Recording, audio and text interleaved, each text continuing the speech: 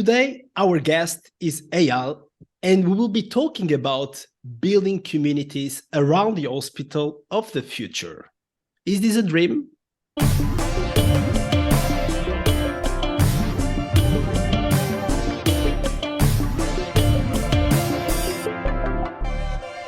Hello, and welcome to this episode of the CRUZAMENTO Podcast. In today's show, we will talk about the intersection of technology, healthcare, and sustainability. My name is Daniel Guedelha, and together with me is my friend and co-host, André Correia. Hello, and welcome to another show of CRUZAMENTO Podcast. Today, we have with us Eyal Zimlichman. Hello, Eyal. Very welcome to this show. We'll start with our very first question, and in 30 seconds, who is Eyal Zimlichman? Thank you, André. Thank you, Daniel. It's a pleasure to be here with you. Few things about myself. I'm an internal medicine physician. I've been trained at Sheba Medical Center in Israel and spent my professional career between Israel and Boston, working at the Harvard hospitals on research, on strategy, especially during the Obama administration and the changes that came with the healthcare reforms. I was also an advisor to the Department of Health and Human Services in Washington, D.C. During that period. Then I came back to Sheba to be the Chief Medical Officer at Sheba, and then Chief Medical and Chief Innovation Officer. And just lately, I've transitioned again to Chief Transformation Officer and Chief Innovation, dealing with the transformation of Sheba from a house for the sick to a city of health. And of course, we'll talk more about what that means. Lovely. And you alluded to the Sheba Medical Center, and not everybody knows it and the impact that it is creating. Can you please give us a brief overview of Sheba Hospital and its history, and as well, what sets Sheba apart from other medical facilities, and what types of services does it offer?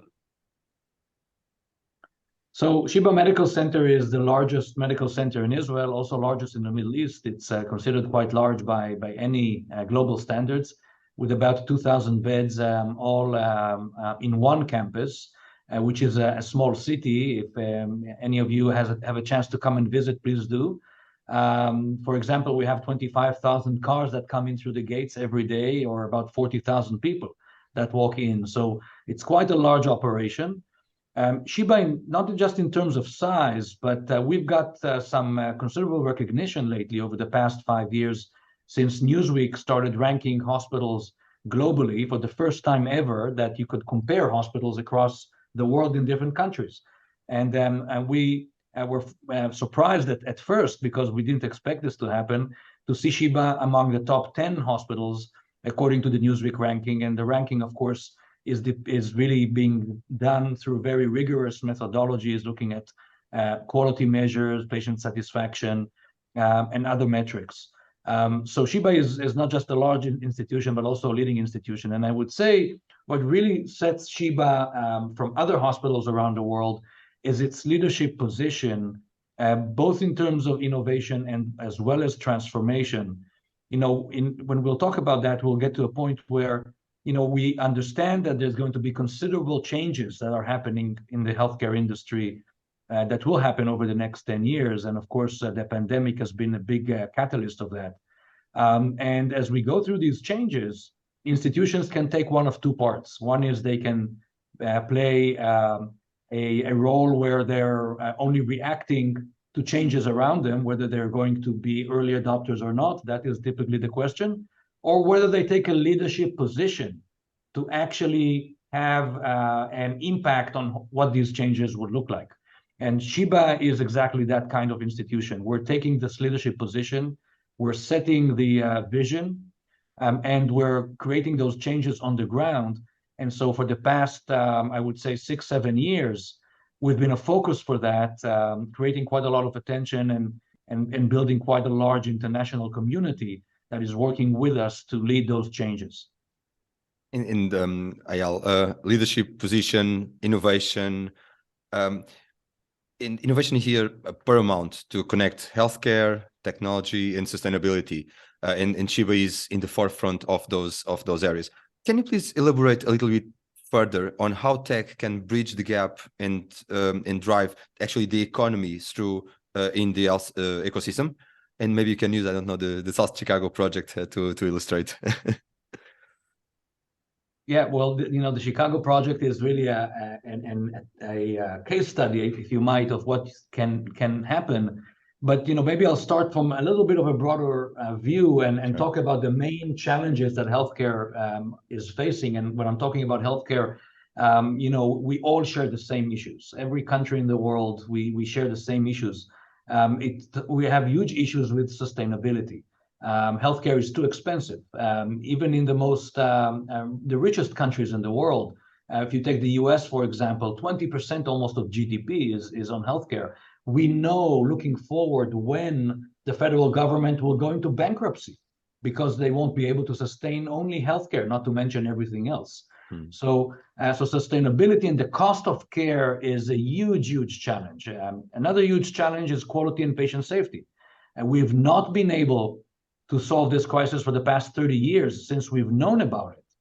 We've made very little progress in providing safe care to our patients, especially inside the hospitals. Very little progress was done. Another challenge is the workforce. We have a lack in workforce. There's a huge burnout for our clinicians. People don't want to go and be doctors and nurses anymore. It's too hard of a job and it's not paying enough for the modern world. So this is another huge challenge. And then, of course, we're faced with challenges of not being centric enough around the patients. The patients need to be at the center of everything we do. We're not there yet. Some countries are further along than others, but that's another challenge. So, and of course, you mentioned health equity as a major challenge. Not everybody enjoys the same level of healthcare as it should be, because healthcare, we see this as a basic product that needs to be provided to every citizen in the world. And so when you look at all these challenges, we can continue to try to say, well, we'll try better, we'll put in more resources to try and solve these problems. This is not what's going to answer for the problem. What we need to start thinking about this is differently. We need to start looking at this from a transformation angle. And this is exactly where technology will come into play to be that game-changing power that will allow us to answer to these problems. This is how we see the future of health develop. And of course, health equity and the focus of our project in Chicago is one example of many of these challenges we're trying to tackle with technology. And we really like you talk about challenges, but you talk as well about solutions. And one interesting thing that was coming across during our discussions, we talk about the paradigm shift for medical centers and hospitals. So how can technology and innovation be used to transform these spaces from a home for the sick into the city of health model? Right. So, a couple of examples, of course. One of them is something that we all had experience with during the pandemic, and this is telemedicine. Telemedicine really talks about when we started COVID, patients couldn't come to the hospitals. There were lockdowns, people were at home, and they couldn't come to the hospital. They didn't want to walk out, because they were afraid to catch the virus. And so we started using technology that was already on the shelf. Our grandparents are talking with the grandkids today using Zoom or FaceTime or whatever we're using. Obviously it's not cutting edge technology. Why not use it also for patient-doctor encounters? So out of a necessity, out of this restriction of not being able to go out, we've seen use of technology to enable us to do what we call telemedicine or remote care. Now, this is going to really enhance itself considerably over the next few years. And we're going to see a shift of health services from hospital and clinic to the home environment. So today, if maybe 10% of services we receive can be received through an app on the phone or through our desktop at home, that this 10% mark is going to move to closer to 80% over the next 10 years.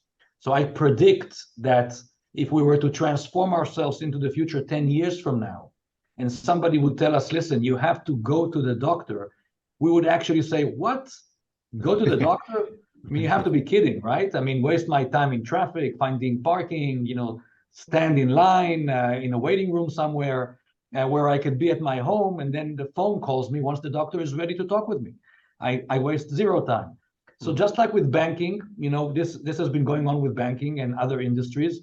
We're going to see this transition also in healthcare. It will require a little bit better technology, better user interface than we have today, because everything at the end of the day is user interface, but also a change in culture.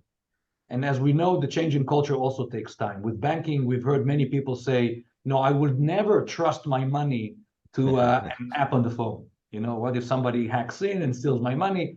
But of course, that's not a concern anymore, and we all do this. This is what will be the same in healthcare over the next 10 years, and it's a huge transformation we're going to see. So do you have already kind of an example of a country or a place where you see this already happening? Well, there's a lot of examples. I would talk about what we're doing at Sheba, of course, where I know the most.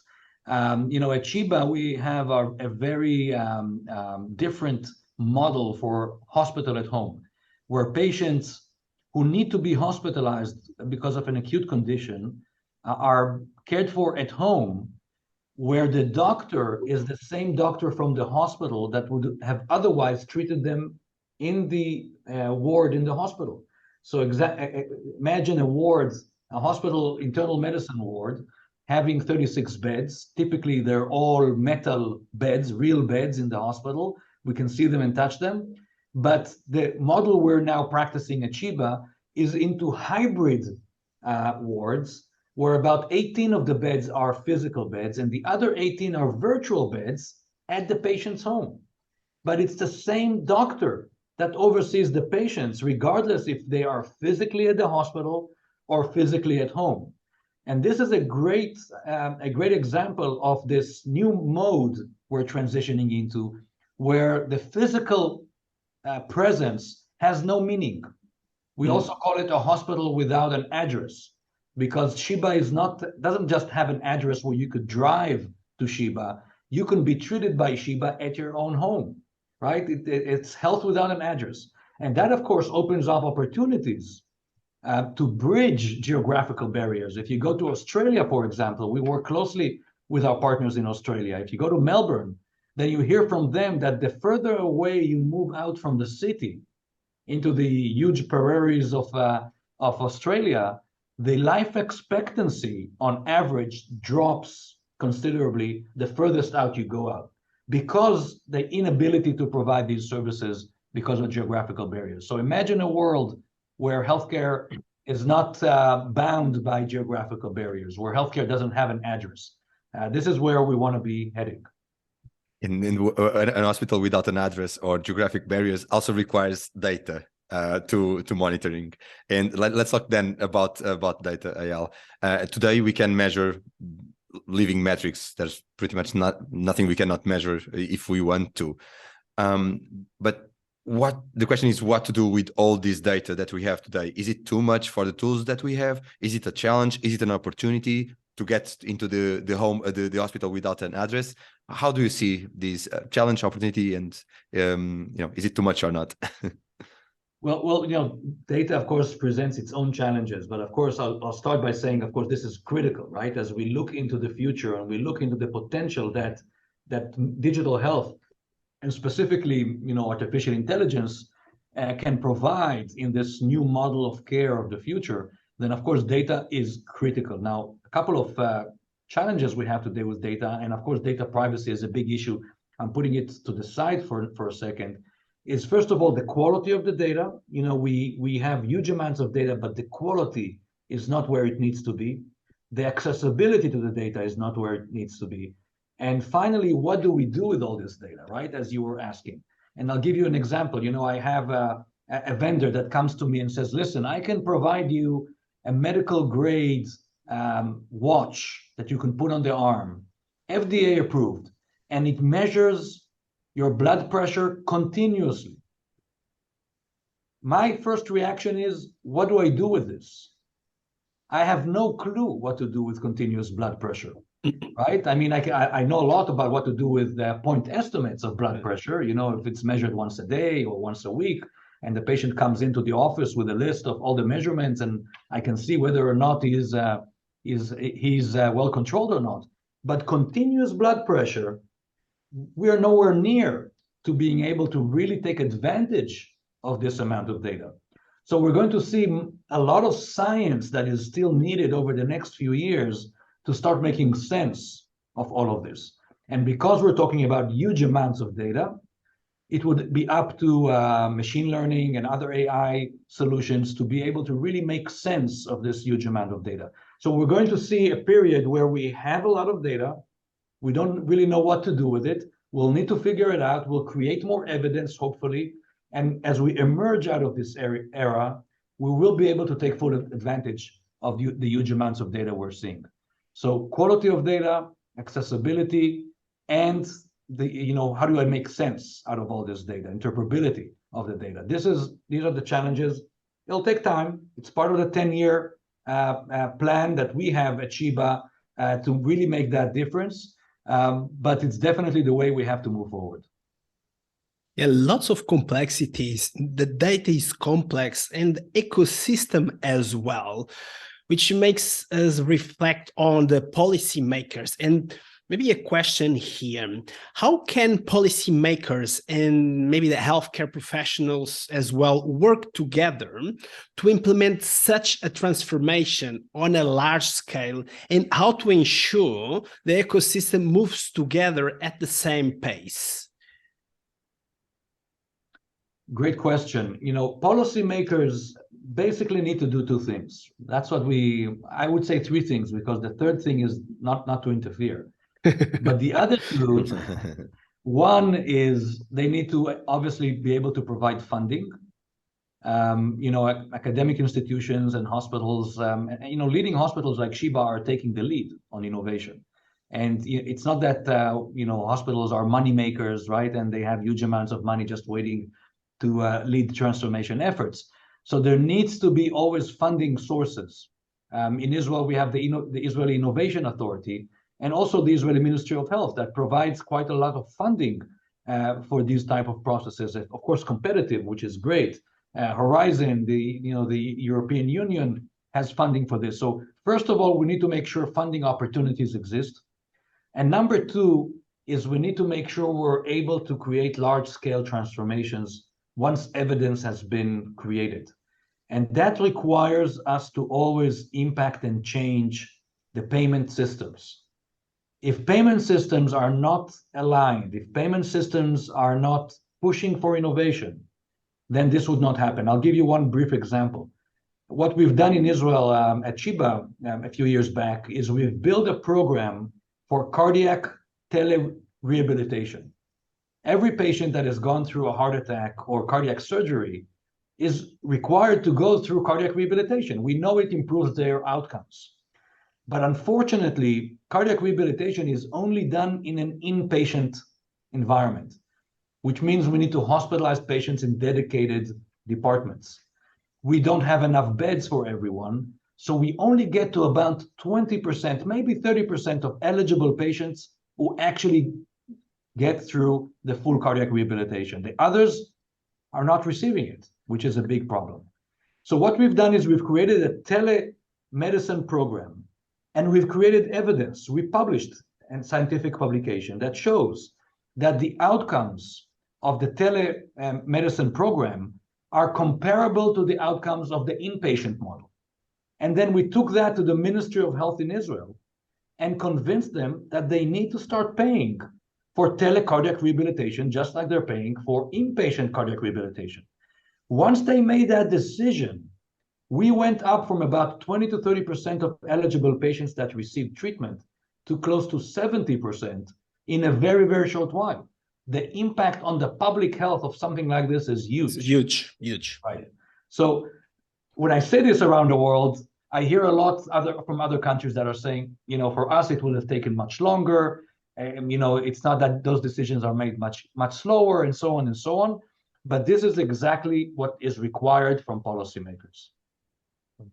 Is that also part of the 10-year plan, Eyal? Because you've mentioned the 10-year plan quite a lot during our conversation, and in this podcast we give significant emphasis on people's vision of the future. So we would like to ask a question about the healthcare workforce for the future. What does it look like? And you also mentioned that less people is now seeking to be health professionals. How does the future look like? Well, it's a major problem. We're seeing this, of course, more as we came out of the pandemic than before. And it's not likely to change. This is something that people often try to leave out. It's not going to change. It's not going to improve next year. We're not going to seeing many more young people going into healthcare. Quite the opposite. The way to solve this is through becoming much more efficient in what we do. In the US, for example, you have a nurse-to-patient ratio on the general floors of most of the times 1 to 4, one nurse for 4 patients. In Europe, it typically is 1 to 6 to 1 to 8, with comparable outcomes. There's a lot to learn from each other, from different systems, on how to become more efficient and more effective with less of the workforce that we're using today. Of course, innovation will have to come and play a critical role here. For example, what would the electronic health record of the future look like? Today, the electronic health record consumes huge amount of time from doctors and nurses. Huge amount of time is going into data entry that we do just on the keyboards, entering data.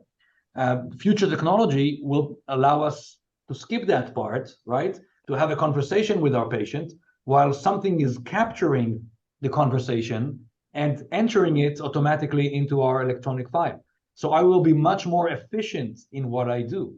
We'll see radiologists become much more efficient through the use of artificial intelligence, pathologists through the use of artificial intelligence. We'll see decision-making becoming much better. Technology allowing us not to have nurses go from patient to patient to measure vital signs, just like they did 100 years ago, but through wearable technology, we'll be able to pick up the vital signs at the intervals we're looking to pick them up. So all of that will turn away the need for a huge amount of staff. And with half of the staff that we have today, we'll be able to provide higher level of care as we move into the future. Efficiency. And one other topic we have been talking about, and you already put on the table a couple of times, is sustainability. And we know there are different angles to look at it, different frameworks, the ESG, so forth. But there is one specific question we will have here for you, looking at sustainability. How does Sheba Medical Center work to provide quality care to patients from diverse backgrounds and cultures? It's another one of the main problems that we have. You can look at this from many different levels. One of them is from a patient communication perspective. We know that patient communication is critical.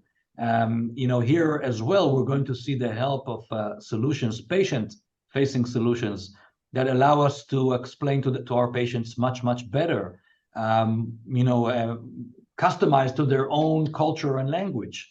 We know this might be very different. Explaining about the choices for treatment for cancer for a patient from Europe is very different than doing this for a patient from Africa. The way we've done this so far is we trained our employees. We've had a large number of employees that were able to communicate to these different languages. We're going to have to see technology help us to do this. There is technology today that exists, for example, that explains to you in a very, very basic way all of the recommendations coming out of hospitalization using a video. That video can be customized to different cultures. It would look different if you're providing this to somebody from Africa versus Asia, for example. So again, the ability to use technology, some of it is AI-driven, and technology that is patient-facing is going to be critical. But also on top of that, we're going to have to be much more accurate, much more precise in how we treat.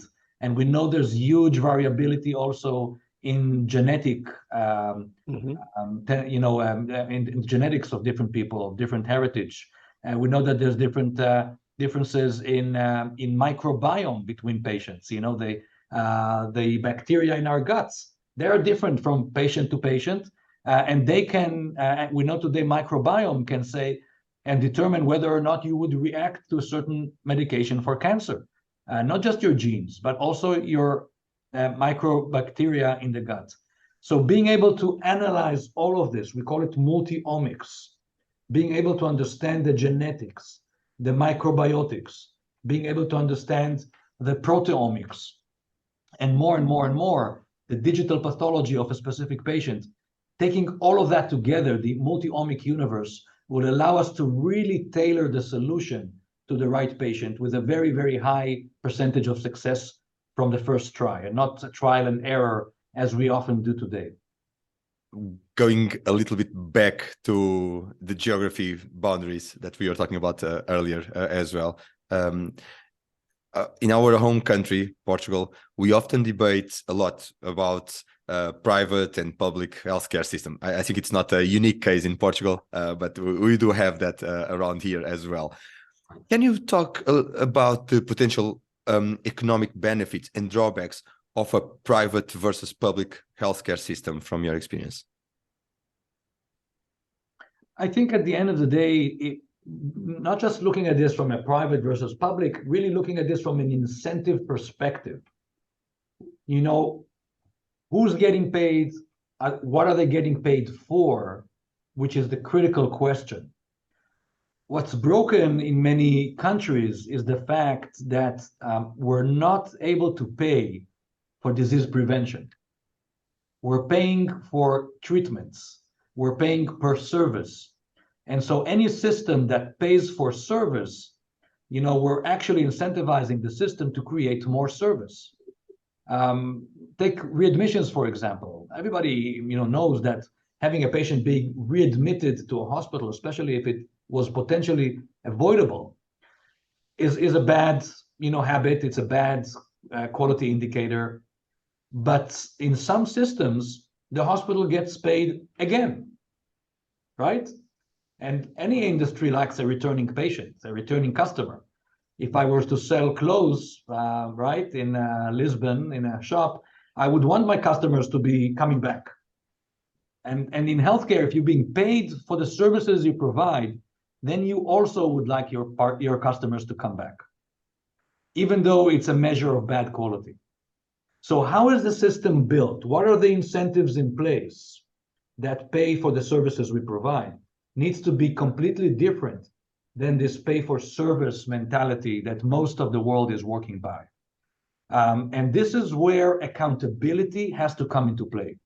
So what, you know, at Future of Health Initiative, at ARC, what we're talking about is we're talking about the fact that we need to pay per insured person, right, per capita.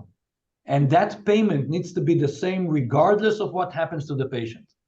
If the patient is healthy, then I, as the payer or the payer provider, gets to keep more money, right? Because I gain money, but I don't spend it treating the patients.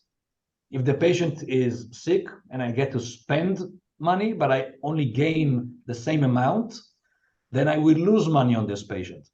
Such a system is a system that incentivizes for prevention, and systems need to be incentivized for prevention. Of course, it's not that easy, right? It's not that nobody's figured it out. How do you make it work? Because these gains are typically looked for the long run. And how can you bring in, you know, issues like impact investing and things like that, that will help you see and realize the benefits today or in the shorter run? This is what we're trying to figure out, and economists are working on that. But any future healthcare system will need to make sure it incentivized for prevention and not for the services. This is different in healthcare than any other industry, which of course, you work more, you get paid more. In healthcare, it shouldn't work like that. Yeah, definitely. And unfortunately, we are going towards the end of this episode. But let me maybe ask you one question, Eyal. So future and the 10 years time you keep putting on the table. So in this third season, we talk about technology, health, and sustainability. And looking at the intersection of those, what do you think we are doing today that will have a positive impact in 10 years' time? I think we're taking our first steps into the health of the future. The health of the future will see a much broader perspective of health. I call it many times, health will grow in scope.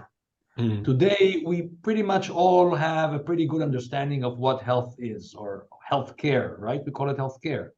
But as we move into the future, we start to understand that health is much broader than that. We start to understand that there's social factors at play. We start to understand that education is critical for people to live a healthy life. We start to understand that people need to have a job rather than being unemployed. That also improves their health. So health is much, much broader in perspective. The traditional model was, I'm treating the patients that I'm giving. And if they have social problems or they're low education, well, that's my problem, right? I can't deal with it. The future health will be able to deal with it. We'll have to deal with it. We'll have to impact education. We'll have to impact social factors. We'll have to make sure the patients have their medications ready for them and they don't have any financial problems to buy it. So healthcare will not be just how do I operate and what medication do I give and what's the diagnosis for this patient. It will be much, much more than that. It will be how do I put the right food in the refrigerator? How do I make sure they have the proper education, and so on and so on? How do they come to my clinic? If they have transportation problems or they live far away, how do I get to their home? We talked about healthcare without an address. This is where health is now understanding it has a much broader view that it needs to tackle. And we're taking our first steps into that. I think the pandemic has helped us understand it. So with all the tragedy the pandemic brought, there's a little bit of silver lining in that as well. And hopefully this will drive us towards the new horizon of Healthcare 2030. Eyal, thank you very much. We really would like to thank your time and availability. It was such a great conversation and such a great forecast and outlook into the future. Today, we talked with Eyal Zimlichman about health, the hospital of the future, innovation, talent, a world where healthcare doesn't have an address, and so many other topics around this beautiful vision of the future of healthcare. The very last question, Eyal, in case our audience would like to get in touch and know more about your activity, where can they find you online? Well, LinkedIn is something that I work very closely on. So I'm happy to have people reach out on LinkedIn. And of course, we also have our ARC website, part of Sheba Medical Center. If you Google ARC, A-R-C, Sheba, S-H-E-B-A, you'll be able to learn much more about what we're doing. And we'll be happy to look for collaborators wherever they are. Thank you. Thank you so much. You can also find us on our website, LinkedIn, YouTube, Twitter, and Instagram, and all podcast apps. You can find all these and more in our show notes. We also invite you to subscribe to our newsletter. Bye for now, and we hope to see you very soon. See you soon.